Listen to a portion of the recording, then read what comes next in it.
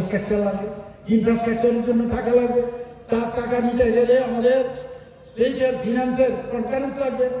কোনো কনকারেন্সে গায়ের জোরে আইন না মেনে 123 টাকা দিয়েছে সুপ্রিম কোর্টে। এখন এটা সাবজুডিস, সেই জায়গার মধ্যে সরিগুলি করে এখন আবার 123টা উইথড্র করে নিয়েছে। যখন যা খুশি তাই, কোনো ধ্যান ধারণা নয়। একটা সরকার চালাতে গেলে কিভাবে করতে হয় কিচ্ছু বুঝে না, গায়ের জোরে আর ওই সাম্প্রদায়িক সুরসুরি দিয়ে ওই এটাই পুঁজি, আর কোনো পুঁজি নেই। কিন্তু আমরা মহারাজাদের যেভাবে আমরা সম্মান দিচ্ছি, এর আগে ঘরের ভিতর ঢুকিয়ে দিয়েছিল, মহারাজাদের ঘরের ভিতর ঢুকিয়ে দিয়েছিল কমিউনিস্টদের সময়। আমাদের সরকার আসার পর আজকে মহারাজা বীর বিক্রম কিশোরের নামে আমরা কি না করেছি বলুন? ওনার জন্মদিন আমরা ছুটি ঘোষণা করেছি, এর আগে তো করেন। ওনার নামে যে সিঙ্গারবিল এয়ারপোর্ট ছিল, আগরতলা এয়ারপোর্ট, সেটাকে মাননীয় প্রধানমন্ত্রী যে এসে পূর্ণ বয়ান মূর্তি তৈরি করে, সেটাকে আজকে আগরতলা আজকে এই মহারাজা বীর বিক্রমের নামে উৎসর্গ করা হয়। আজকে আমাদের বাড়ির সামনে কেমন চৌনিতে একটা আইল্যান্ড আপনারা দেখেছেন। আমরা সবসময় বলি মহারাজা বীর বিক্রম কৃষ্ণানন্দ বাহাদুর আধুনিক ত্রিপুরা রূপটা। আমি সেখানে এসে আইল্যান্ডটা যে ছিল সেটা কেউ জানতো না, চিনতো না, নাম কি আইল্যান্ড কেউ জানে না। কমিউনিস্টদের সময়ে এই আইল্যান্ডটা ছিল জিন্দাবাদ জিন্দাবাদ করার একটা আখড়া। সমস্ত শ্রমিকদের বসে জিন্দাবাদ জিন্দাবাদ ঘুম থেকে উঠে দেখতাম। আর এই জিন্দাবাদ জিন্দাবাদ করতে করতে শ্রমিকরা কিন্তু লিনেন চিহ্ন হয়ে গেছে, শীর্ণকায়। আর যারা করিয়েছে ওদের টেনে আঙ্গুল ফুলে কলা গাছ হয়ে গেছে। আর সেই জায়গায় আমি নিজের চোখে আমি দেখেছি আমার, যে এখানে 0 মাইল ফলক ছিল এবং সেটা মাটি নিচে চলে গেছে। আমি যখন মুখ্যমন্ত্রী হলাম আমি বললাম এই 0 মাইল ফলক, অনেকে জানো তখন মাইল হতো, কিলোমিটার হতো না, সেটাকে উঠিয়েছি এবং ওনার নামে বীর বিক্রম কিশোর মানিক্য বাহাদুরের মূর্তি সেখানে প্রতিষ্ঠা হচ্ছে। বলে আমাদের কারোর নামে এখানে করতে পারতাম, করিনি তো আমরা, ওনার নামে আমরা করিয়েছি, ওনাকে সম্মান আমরা দিয়েছি। কিন্তু সম্মান আমরা দিই, তারপরেও পোষায় না। আর কত সম্মান লাগে আমি জানি না। আমাদের এই রাজ পরিবারের আরেকজন সারা ভারতবর্ষ না, সারা পৃথিবীতে যাকে জানে, সুরকার মিউজিশিয়ান এস.ডি. বর্মন। আমি যখন মুখ্যমন্ত্রী হই, এয়ারপোর্ট থেকে আসার পথে যে গেট আছে আপনারা নিশ্চয়ই লিচু বাগানে দেখেছেন, তার সামনে এস.ডি. বর্মনের মূর্তি, পূর্ণাঙ্গ ভয়ের মূর্তি আমি সেখানে প্রতিষ্ঠিত করেছি বন্ধুগণ। একের পরে আজকে জ্যাকসন গেট নিয়ে আমরা ছোটবেলা আগে দেখেছি জ্যাকসন গেট। সেই জ্যাকসন গেটের সাইনবোর্ডে আপনারা দেখবেন কামান চৌমনির সামনে অনেক, যে জ্যাকসন গেটের সামনে, কুশমতি স্কুলের সামনে জ্যাকসন গেট, জ্যাকসন গেট, সেটাকে কমিউনিস্টরা ভেঙে দিয়েছিল। আজকে সেই জায়গায় সেখানে ভূমি পূজন আজকে 4-5 দিন আগে আমি সেটা করেছি। এই জ্যাকসন গেট আমার কাছে আনইম্পর্টেন্ট, কিন্তু এই মহারাজাদের আমলে তাদের যে কমিউনিস্টরা যখন কথা বলেন মহারাজাদের সম্পর্কে, আজকে আমরা সবাই জানি জনশিক্ষা আন্দোলনের ঘটনা এখনো বলছেন। এই জনশিক্ষা আন্দোলনে মহারাজা যখন তার বিরুদ্ধে আরেকটা এই কমিটি বানিয়েছিল, তাদেরকে জবরদস্তি তাদেরকে ধ্বংস করার যে চক্রান্ত তৎকালীন সময় করেছে।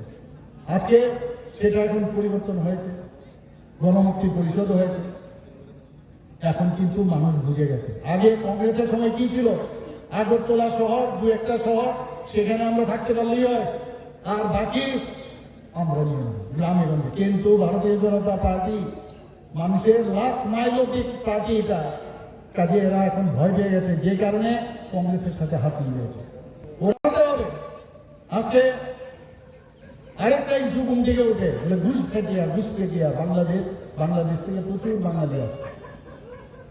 বাঙালি আসছে। আমাকে যখন জিজ্ঞেস করলো বিধানসভার মধ্যে, আমি বলছি যেদিন ডে ওয়ানের সেখানকার যিনি প্রধানমন্ত্রী ছিলেন হাসিনাজি, উনি যেদিন চলে গেছে 80 টাকা পর্যন্ত করা হয়েছে। আমরা যারা ক্লাস 6-তে পড়ে বা 6 থেকে 6, 7, 8 তাদেরকে আগে দেওয়া হতো 400 টাকা। আমরা সেদিন 100 টাকা, 1000 টাকা সেখানে করা হয়েছে সেখানে বন্ধুরা। এভাবে হোস্টেলগুলোর মধ্যে ওয়ার্ডেন নেই। আমাদের মাননীয় যিনি জনজাতি ডিপার্টমেন্টের যিনি মন্ত্রী, উনি আমাকে বললেন সেখানে আমরা ক্যাবিনেটের ডিসিশন নিয়ে 170 জন হোস্টেল যিনি সুপারিনটেন্ডেন্ট সেখানে আমরা নিয়োগ করেছি বন্ধুরা। একের পর এক আমরা চেষ্টা করছি জনজাতিদের নিয়ে আমাদের থাকতে হবে। আর জনজাতিদের যদি উন্নয়ন না হয় আমাদের ত্রিপুরা রাজ্য উন্নয়ন হবে না, এটা নিশ্চিন্ত থাকুন। 31% 2011 সেন্সাসে 31% জনজাতি গোষ্ঠী এবং 69% অন্যান্য গোষ্ঠী আছে। এবং এই যে সবকে সাথ আমরা থানসা করে অনেককে বোকা বানানোর চেষ্টা করছি। আমি বলছি থানসা কারা? আজকে ত্রিপুরাতে জাতীয় আছে, জনজাতি আছে, আজকে এখানে মণিপুরীও আছে, সংখ্যালঘু আছে। সবাই যদি আমরা উন্নয়ন হয় সবাইকে নিয়ে, সেটাই হচ্ছে থানসা। প্রকৃত থানসা হবে সবাইকে নিয়ে চলো। বাকি আমরা যে দাবি দেওয়া আছে, আমি আপনাদের দিয়ে আপনাদের মারফতে কেন আমি দাবি দেওয়া পালন করব? আমরা যদি দাবি দেওয়া আমাদের যদি দিতে হয় আমরাই দেব, এবং সেটা দেব কখন? এবারে ইলেকশনের পরে যা যা আছে জনজাতিদের যত দাবি সব ভারতীয় জনতা পার্টি করবে, এই কথাগুলো আমি বললাম। আমাদের কারো মাঝখানে মিডল ম্যানের দরকার নেই। এটা মাননীয় প্রধানমন্ত্রীজি যখন অপারেশন সিন্দুর 26 জন নাগরিককে মেরেছে, সেই 26 জন 26 মিনিটে মাননীয় প্রধানমন্ত্রীজি 100 কিলোমিটার ভিতরে ঢুকে 9টার মতো যে টেররিস্ট যে ঘাঁটি সেটাকে ধ্বংস করেছেন।